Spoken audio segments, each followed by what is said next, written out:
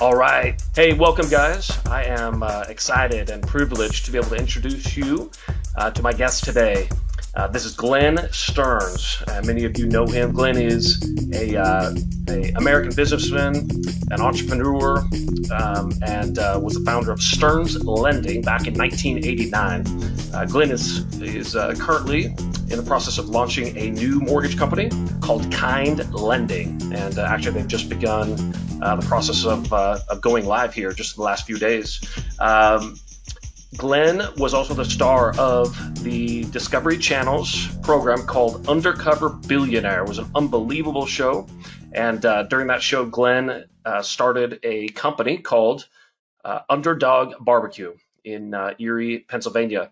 Glenn is married to his amazing wife, Mindy. He has 6 kids. He has 2 grandkids, and man, he is a busy guy. In fact, what I would say is Glenn is the consummate example of the underdog. This is a guy who never quits. And so welcome, Glenn. So good to get to catch up with you today. Yeah, how you doing, Jay? Great Awesome. hearing you. Awesome. So, hey, when I reached out to you like a month ago, I hadn't yet watched the Discovery Channel's show Undercover Billionaire. And I told you I was really excited to talk to you a little bit about it today. In fact, for those that are listening, I've shared with many people over the last month, and I've shared with Glenn as well, that to be a loan officer in the business right now today and to neglect watching this show, Undercover Billionaire, I think is just criminal. There's so much that can be gleaned there for loan officers, for real estate agents, and really anybody with an entrepreneurial mindset. So, yeah, I thought maybe today, Glenn, we could start out and just talk a little bit about kind of the background of the show. For those that haven't watched it yet, the premise was so you get dropped off in some random city, you don't know where you're going, you got $100 in your pocket, and you've got to turn that $100 into $1 million business, and you got to do all that inside of 90 days, right? So it sounds crazy. It was amazing to watch. It was just such a compelling narrative, and watching that unfold was incredible. So maybe just share for a moment, like how did the concept of Undercover Billionaire begin? Was the genesis of that? Was that your idea? Were you approached by somebody? Yeah, well, it's funny. I mean, I've never really been out there seeking to be on television, but it seems to have fallen in my lap a few times. And probably 15 years ago, when we were, going strong with Stearns Lending, I had an employee that was a finalist for a show called The Real Gilligan's Island, and that was, about Right. taking 7 castaways and putting them on an island. And he mentioned to their, whoever that was out there, looking for cast, that I would make me and my wife would make a good what do you call it? I forgot Fantastic. their names now. Thurston and Lovey, right? The Right. millionaire and his wife. And so they called us up and said, "Would you like to do this?" And we, long story short, is we did it, and we ended up on the show, and I won the whole thing. So from that day on, that was 15 years ago, I've had probably 50 different production companies Mm. calling me, "Hey, you want to do this show? Hey, how about this show?" And, I'm just working like all of us, in the mortgage industry, head down, not trying to go and become some reality television star. But then every time they would ask me if I wanted to do a show, I said, "Yeah, I'll tell you one show I would do." I said, "You want to strip me of everything I've ever had and drop me off in the middle of nowhere. I bet I could do it over again." And so I would say that time and time again. And finally, Discovery called me back and said, "Hey, if you want to put your money where your mouth is, we'll do that show." And that's kind of what happened. Crazy enough. It is. It is. Um, and I know your background a little bit, and it does. For those that don't know, Glenn, like when you moved out to, well, maybe why don't you share for just a moment, like you moving out to California, how old you were, um, and how that maybe parallel, not maybe, how that does absolutely parallel what you did in Erie. Yeah, well, I mean, I literally, packed up right after college and drove out from Maryland to California. Um, Ended up sitting on the stoop near the Queen Mary and the Spruce Goose, you know where that is in Long Beach, and with my buddy, and we're like, well, we can't go any farther west. Where do you want to go? And we knew one gentleman that was in Southern California. We found a place to sleep, which was the floor, and there were 5 other guys in a 1-bedroom. So there were 7 of us, and I went from that to deciding to stay in California, and that's kind of a funny story. I knew a girl that allowed me to sleep in a bed one time, and she went to work. I went out to the beach, set up on this bench, and looked over the ocean, all these amazing houses and people and beautiful cars, and I thought, man, I want this so bad. What it took and what's it take to get this? And I saw a man in his yard, and I walked up to him and I said, what did it take to get this house? The guy's like, Senor, I'm the gardener. He goes, I have no idea. He says, I think the man's in real estate. And that's when I said, you know what? I'm going to try that. So I stayed. So I was right out of college. I had no idea what I was going to do. I didn't know anyone. So yes, it really did parallel the show. And I stayed and got a job as a loan officer. And I did that for 10 months as I was also a waiter, whatever it took to eat. Right. And then after 10 months, I decided to start a brokerage business, a mortgage brokerage business. And, off it went. That was 1989 when we started that company. Lots of highs, lots of lows, kind of like the show.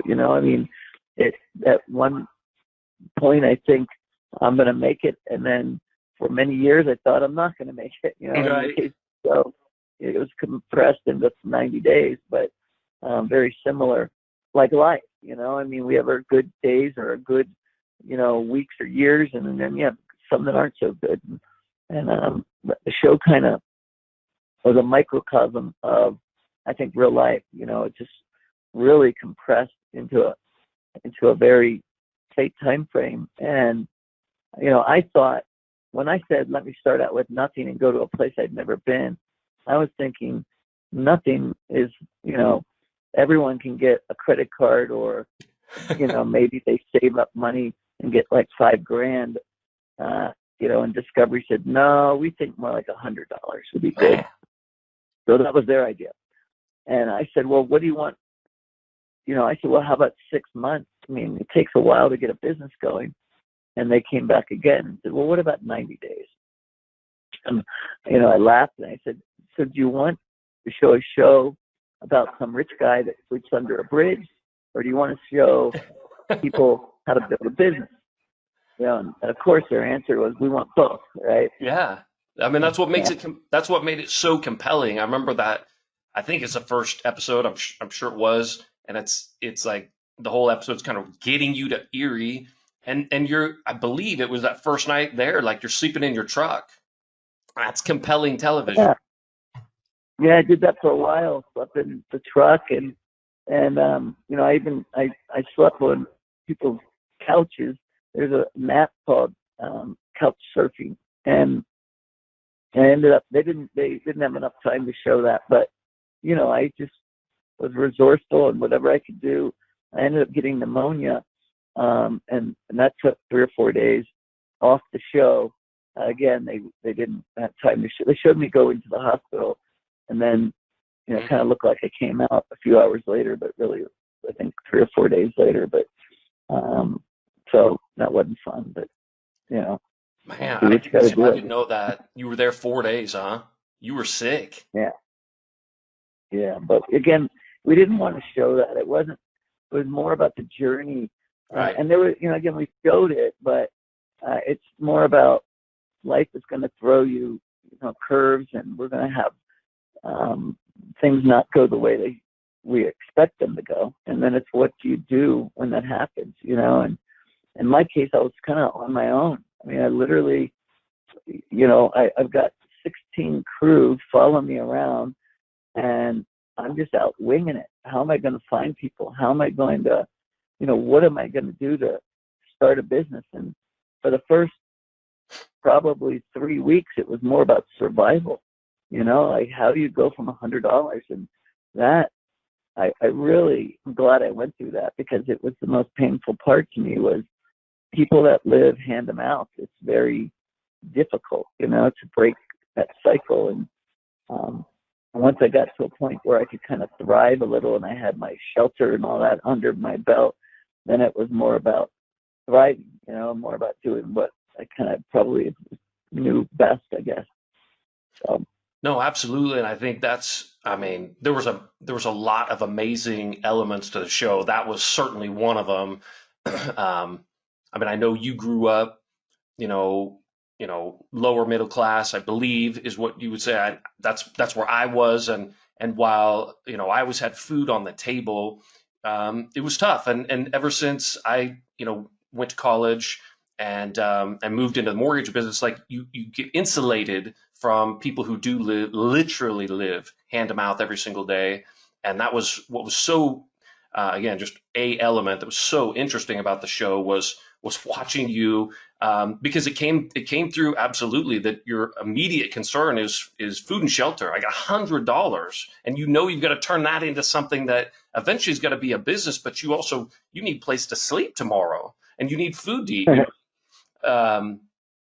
It's like that next morning, or one of the mornings anyway, you looked like you were doing cup of noodles with cold water. I mean, like, dude, that was real life. And let me segue here, because this is the reason that I wanted to interview you and chat about these types of both everything as it relates to the show that was hard and difficult, and the perseverance that you required, because that's who you are. It's the journey that you've been on your whole life.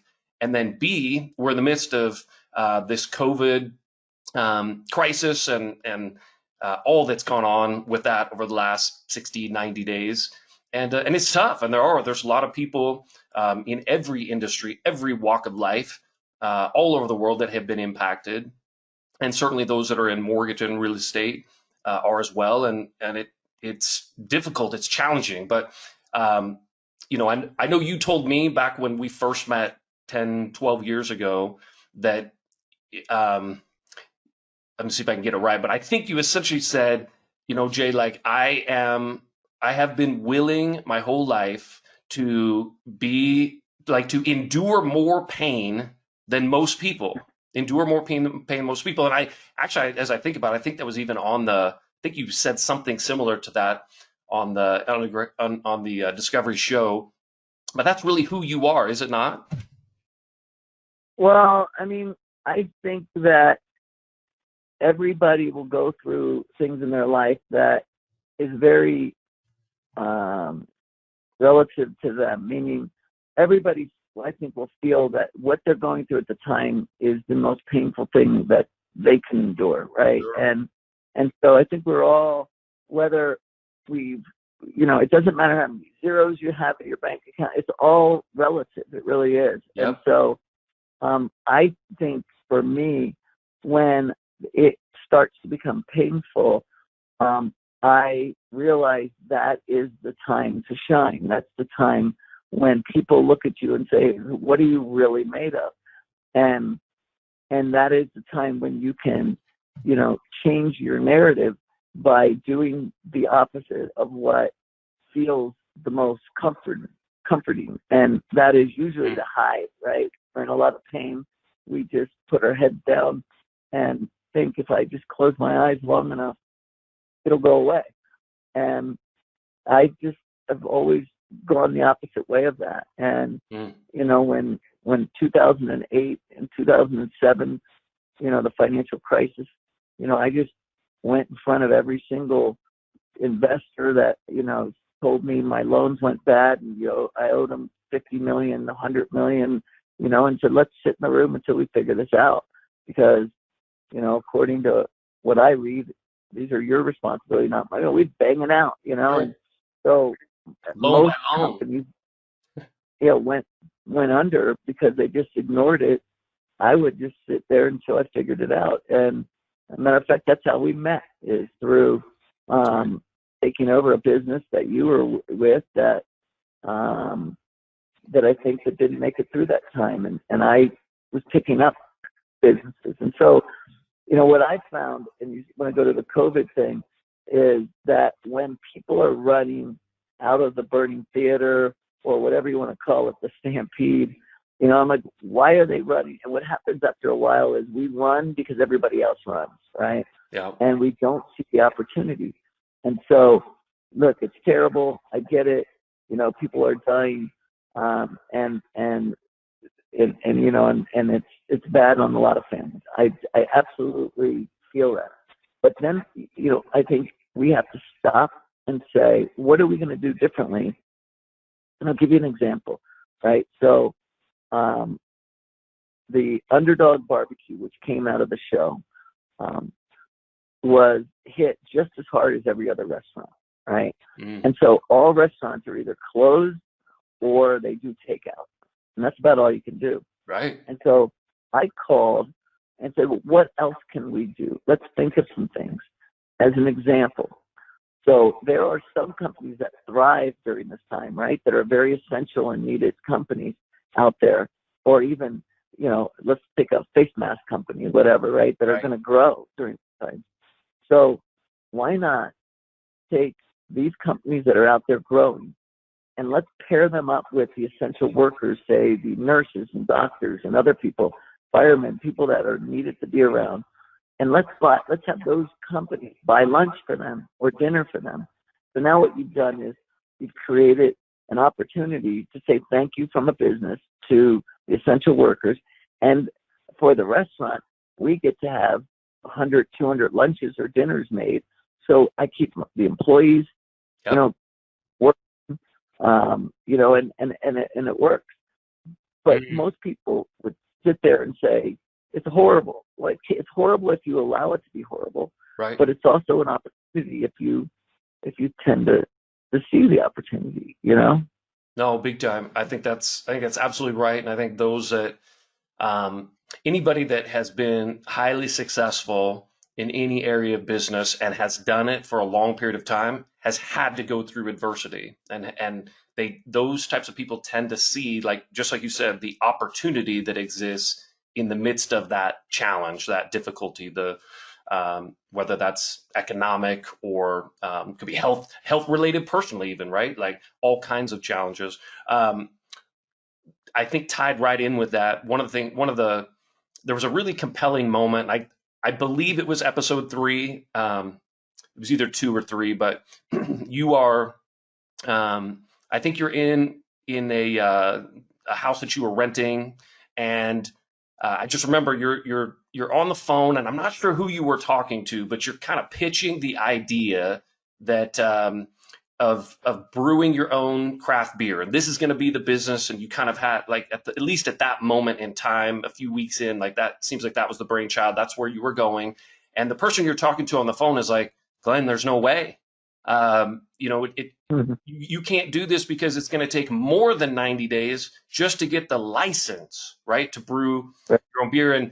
And like, I was pulled in so much on that, because it's like, even that encapsulates the whole show. Like, you're trying to figure out where you're going to eat, what you're going to eat, where you're going to sleep. You actually are able to come up with an idea, and then somebody, and I think very nice. I mean, I don't think he was just being realistic. And he's like, no. And in fact, he makes a point. He's like saying, Glenn, there's no way. So I'm just curious, like, in that moment, what were you thinking? What were you feeling? And yet, you end up turning that into what turns out to be the barbecue, Underdog barbecue. So kind of walk us through that a little bit. Sure. So part of, I guess, one of the principles I've always had is know when to pivot, right? Know when you've just reached a dead end. And there's a big difference between reaching a dead end and giving up because you're tired, right? It's just that when it's dead end, just understand and turn around and figure something else out.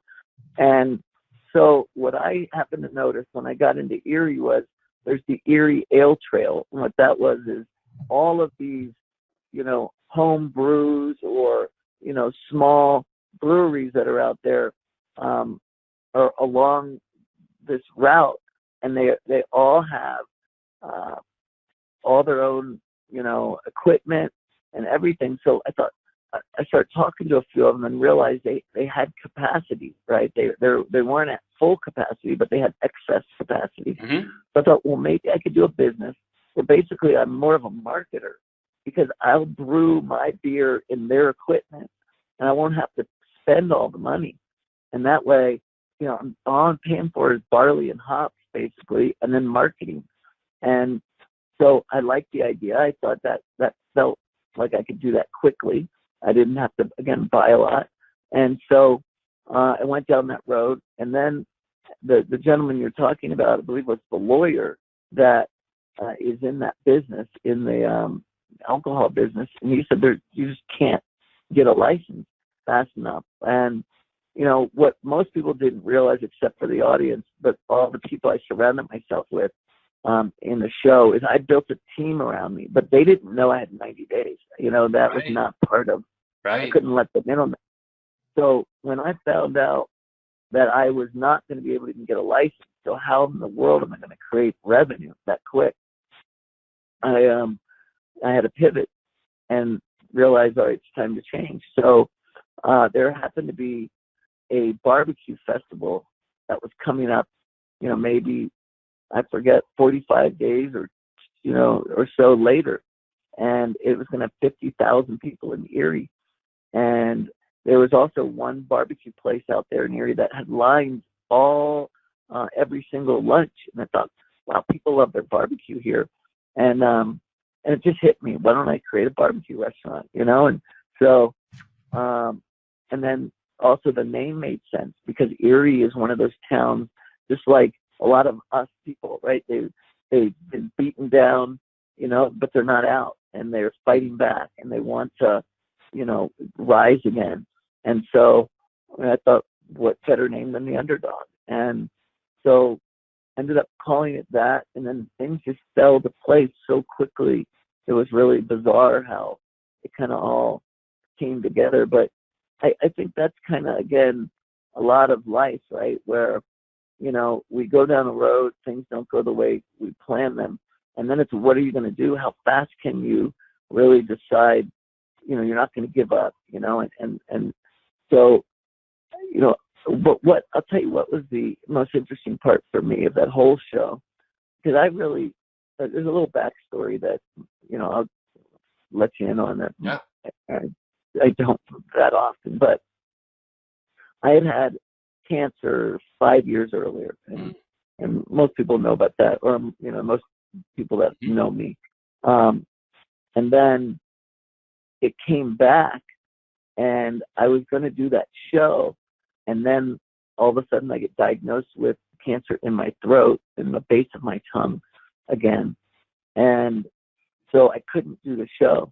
So that I said, let me get this operation, and they had to cut off my epiglottis. What the epiglottis is Yeah, that's at your cover. Yeah, back of the throat, maybe, right? That. Yes. Yeah. And it covers your windpipe when you swallow. So when we eat, so food won't go down obviously into your windpipe. That'd be a problem. Wait, Glenn. When did you have this? When did you have this surgery then to have that removed? I had surgery in May, and then I was supposed to start the show then. Well, it didn't happen, so they postponed the show, and they were going to do it in August. And then August came, and I was still on my back. I mean, I was in the hospital for weeks, and then Oh man, I had no idea. Yeah, a lot going on. And so that lasted through about November, and then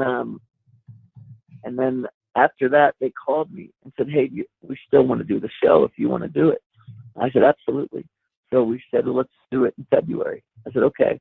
Well, 10 days before the show, I had another operation, and they removed the bone, the hyoid bone, back in the back of my throat, and then I did the show. And now, I was eating a cup of noodles. I tried to eat it, and I couldn't eat it, and I got aspiration pneumonia. That's basically what happened, right? I had a feeding tube that whole show, right, where I had to eat out of a tube, and I was trying to eat, but I couldn't eat normal food. It was Glenn, that's really, crazy, man. That's crazy.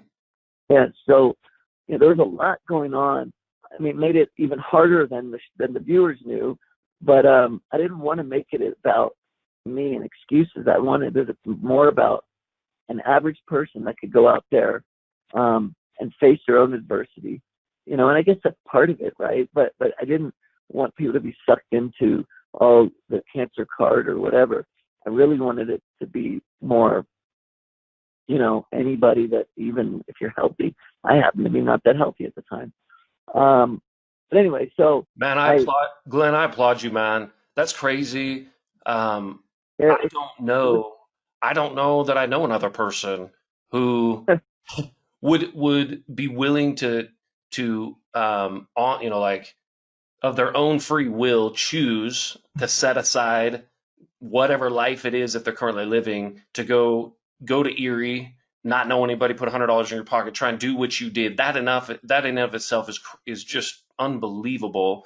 To do that in the okay. midst Let me tell post you why. surgery, to do that though post surgery and not and be on a feeding tube that whole time, that's amazing, man. Like Well, I but applaud you too for putting it in the putting it in the background where people really didn't know, because it it would have been a big focus. And I think the show is just so compelling. That's just amazing to me. I'm stunned, man.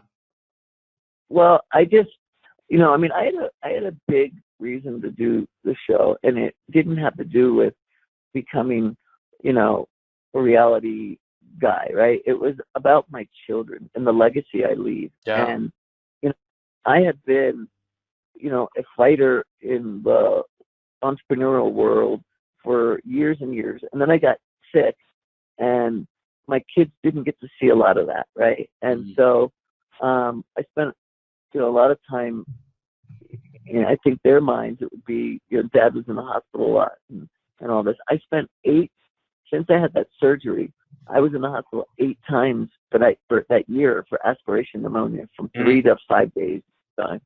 And so that's where something will go into your windpipe, right? And then they'll Right. create bacteria, and you end up with this type of pneumonia. Well, but I wanted my kids to know that you don't give up in life. You don't, accept no, that you take chances and you go for it. And so that was my driving kind of desire to really leave my mark and be able to have something that my kids will go, wow. And so, but what I also liked that, um, we talked about pain earlier. I enjoy, and I enjoy the probably the wrong word, but I like looking back after I've been in a deep hole and being proud of the fact that I dug myself out, right? And so, but when you're in the middle of that hole, when you're in the middle of that problem, a lot of us tend to be like, holy crap, like, this is too painful. I need to give up, uncle, throw the white flag, whatever. And, and but what I've always noticed is when I'm in the middle of it, I go, all right, I'm here, right? This is when it's time, right? Let's go. And then you dig out. And then after, like I said, you tend to be proud of what you've done.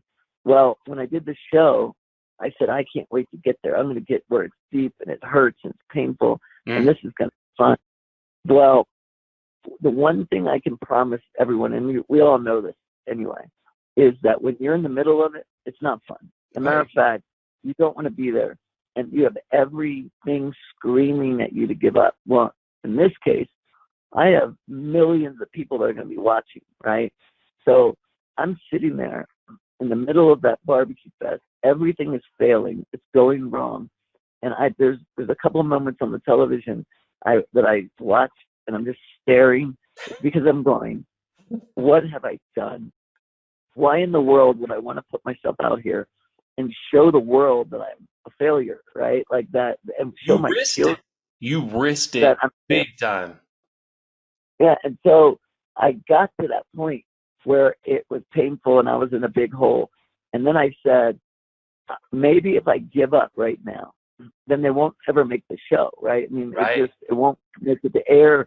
And then it's fine. You know, we just spent a little money. They spent some money, but it never Yeah, it made just it to didn't air. just didn't work out. Just didn't work out. It just didn't work. And that's, you know, but I saved my, you know, my reputation. And those are the kind of thoughts that go through, I think, all of our heads, not on a television show, but in life, where we say, if I give up now, maybe this, I'll be better off. And that's never the case. It's never the case to give up, right? And so I didn't give up, obviously. I fought through, and I'm very, very proud of what happened. And when I look back, that's exactly what I wanted. But and when you're in the middle of it, you don't want it at all, you know? I don't know if that, again, if it makes sense, but it really, you know, it's about going through pain and figuring out a way out, you know, always. Because life isn't going to always be a straight line up. It's hard. Yeah, it's very hard. It's very hard. And there's people listening right now, Glenn, I know that are just like me, nodding their head up and down. They've either been through really tough times and can look back, or they're right in the midst of it right now today with Right, COVID, and looking at, maybe they're in a market where it's like, what's the summer real estate market going to be like? How active is that going to be? What's the fall going to look like? And those are real questions. I mean, there's right, livelihoods on the line. People's, they've got obligations. They're trying to service their own mortgage debt. They've got kids. They want to put shoes on their kids' feet. Those are real questions. But so man, like, I let me give appreciate you speaking you, to that. Jay, Yeah, I want to give you two examples to a loan officer that's sitting out there. perfect. And because I think that it's important, you know, I mean, what we've been talking about, mostly life lessons and things, but it all goes to anything you do in life, right? And I mean, as a loan officer, what I remember I did, again, I spent 10 months before I started my own company. I mean, that was crazy. When I look back, I didn't know what I was doing. Why in the world would I start my own company? And I really, it wasn't the smartest thing. I didn't know enough yet. I figured it out. It took years to Yeah, figure the out. beauty But was you didn't know what you didn't know. exactly, exactly. But what I was saying is that I would go out and hit the real estate offices, and I would take 500 flyers and I put them in real estate office, you know, each independent realtor's bin or whatever you want to call it. And when I got done the day, I thought, man, if I worked hard, right? I mean, I was out all day putting flyers out, and yet I wasn't getting calls from these realtors. You know, I mean, they didn't know who I was. Yeah. And so I've always talked about that too. Never confuse effort with results, right? I Uh, mean, just because you work hard doesn't mean you work smart. And so I had to learn how to change what I was doing because I was out there, but it wasn't producing the results. So I sat there and I thought about it, and I thought, you know, where are the people? I need to go right to the source. yeah. Find my buyer first. Okay, that's a whole nother part of the show. Find your buyer first. Loved And that. so at the time, and maybe there's some of this now, but there used to be lotteries. Like people, you know, you'd have these housing tracts that were so hot that, you know, people lined up to try to see if they could, you know, get a number so they could bid on the property. And there'd be 100 people in these tracts of homes.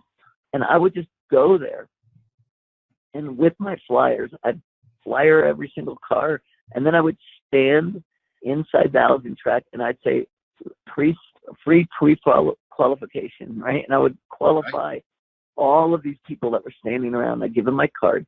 But I went right to the buyer.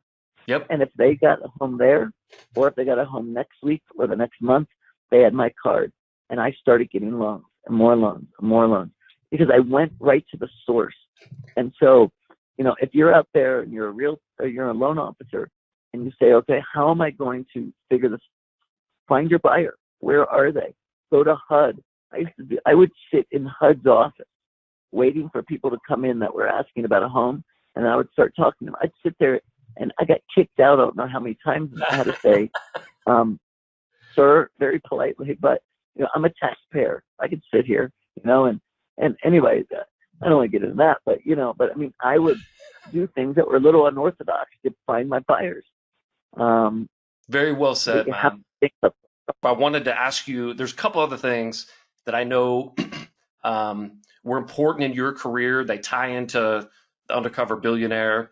And really, well, I'll just add, one of the questions is this. It's related to a gal on the show. Her name was Dawn, and she was the one that was kind of in charge of the design element of the restaurant itself, the physical location, as well as you had a house that you were trying to flip, and it required a demo, and she did a bunch of design. And like Dawn was a character that just jumped off the TV screen for me, because I know in my career, and I know this, I know because we talked about it before. It's very true for you that my whole career, I've been just, God has blessed me with unbelievable people that I was able to partner with and leverage their talents and their strengths and their gifts. And to me, that was one of these roles that Don was playing. Like, you are the lead, you are the face of Underdog Barbecue, and trying to build it. And yet there's no way that happens without Don. And yeah, I just thought maybe speak to that a little bit, both her kind of the role that she had. It's kind of behind the scenes, but like how that um, allowed you guys to do as a team what you did. right. Yeah, Dawn was a single mom, had it all up, man. I mean, she, beautiful woman, that was just a hardworking single mom. And she, and I guess what I've found in people, right, is that anybody that's willing to go and work their tail off and not use excuses, I want to be around, right? And so you have what I've always called the basement people and the balcony people, right? The people that want to pull you down into the darkness, Yeah. or the lift you up. And I try to surround myself with the balcony people. And in the case of the show, I had little time, so I needed to find a team. And I put myself in around yes people that were going to figure it out no matter what it took. And Dawn was one of them. RJ was the other one that had the tattoos on his face, right? And then Chris Trott, a couple other guys that were really good. But with Dawn, and with a lot of people, what I found now through management of 30 years of managing, that there's, in all of us, we have a feeling that we say, I've done this, I'm comfortable with this, and I don't know if I could do, these other things. I'm not sure because I've never done it. And what I found is if you believe in people and you give them the ability to stretch outside their comfort zone, that they will work harder than they've ever worked, and they will try to prove to you that they were the right person for the job, right? And so when you believe in people and you give them some latitude, then they try to outshine because it's their own. They want to prove it as well. And so she was a great example of being stretched far outside her comfort zone.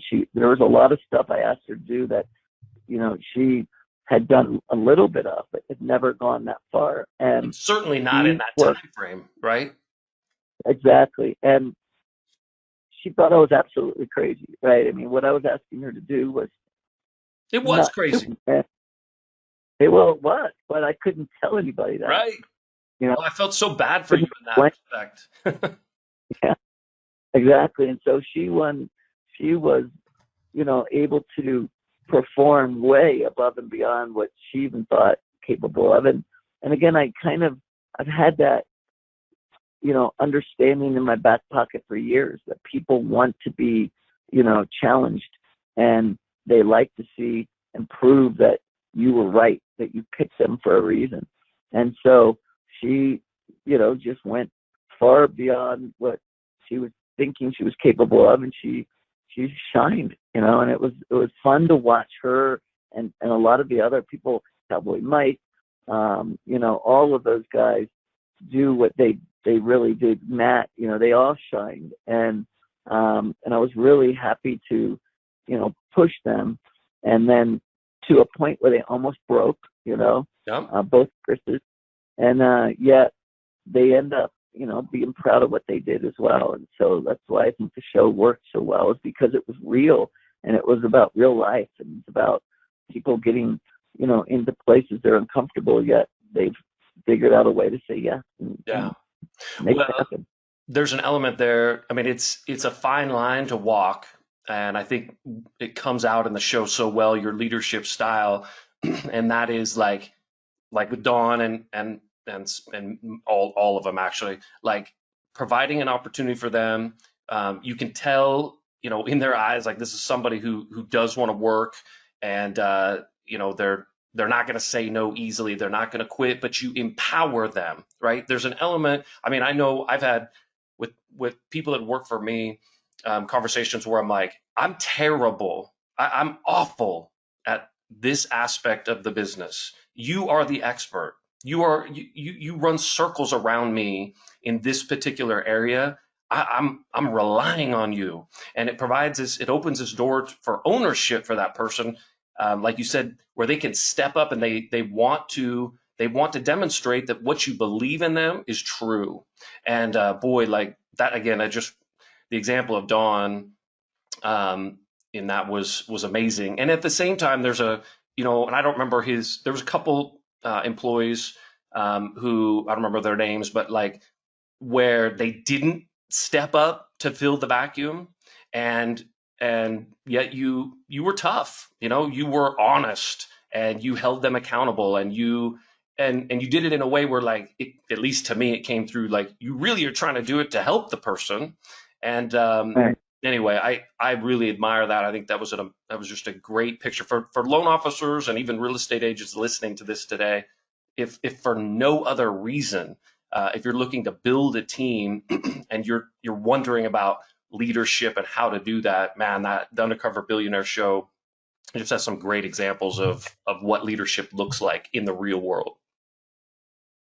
Yeah, and people can watch the show. It's airing all over Europe right now, but you can watch it on Apple, on Amazon. I think it's on Hulu as well. It's definitely on Discovery Go. So it's out there. You can just Google it and find it. Yeah, I think I watched it on YouTube TV even, which is a new service. But we'll post links um, to the different sites where it's available. And so if you're listening to this, you'll just whatever site you're on, you can look down below and there'll be links of where you can go and watch the show.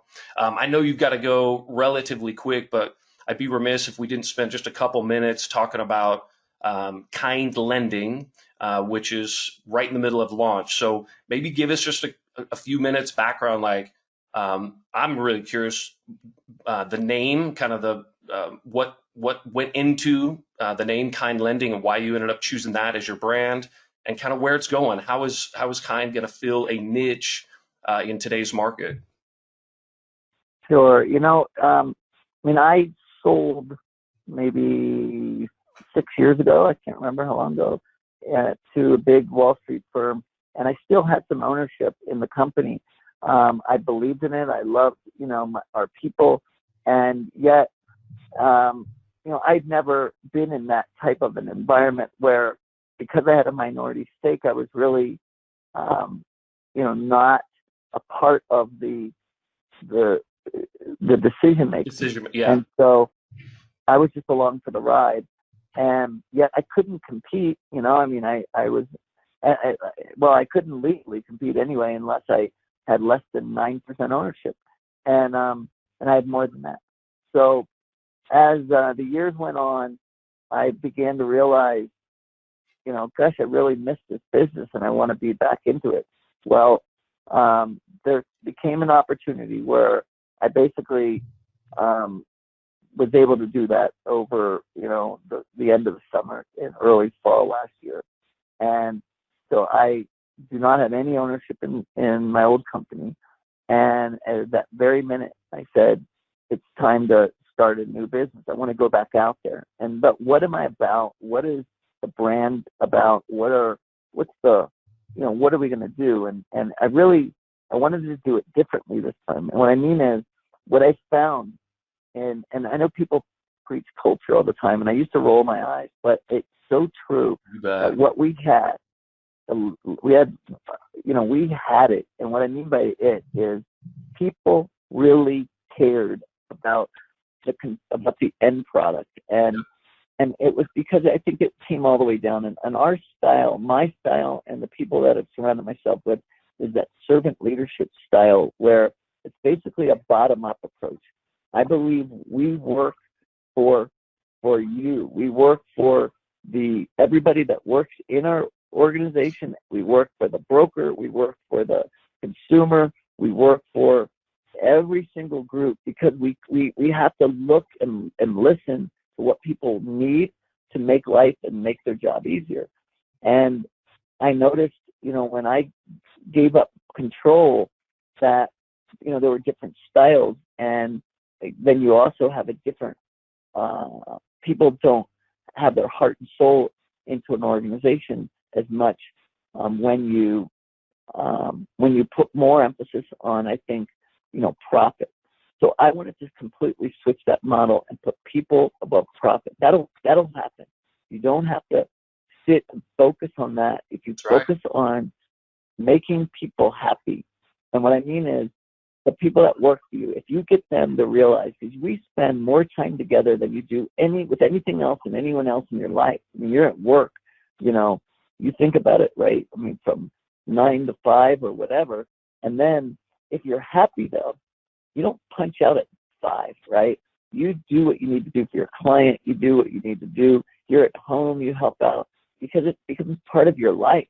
And it's not about, wanting people to work 15-hour days. It's just you are happy to help people. And it's not about the money or the job. It's about the satisfaction in your heart to help do whatever you do. And I think people are innately good and they want to help. So, what's been happening in the world? I mean, it probably started with Simon Cowell. I don't know, not to blame that guy, but we laughed at people that, and made fun of people, and it was very mean-spirited back in the day. And I think that has probably been extended to a place where, it just had to break, it had to change. And I always thought that, if I ever got back into business, I wanted to be a kinder, gentler, world. I don't like when people are mean-spirited, and I think being respectful of people. So, hey, here's the opportunity to make a new company, and why not have something that is about happiness and kindness and, what I'd like to see more of in the world. And by the way, the last part of that is I also want to see something that's more relaxed, tongue in cheek. We make fun of ourselves. We're not that, I was bragging the other day. We're number 425 out of 425 lenders, right? We are at the bottom. I don't know if there's 425 lenders, but I was joking, and we took our first loans in. So now we're number 424. We're working our way up, and it's just more fun. When we get to that top 50, then we'll start really maybe going, hey, we're number 48 or whatever.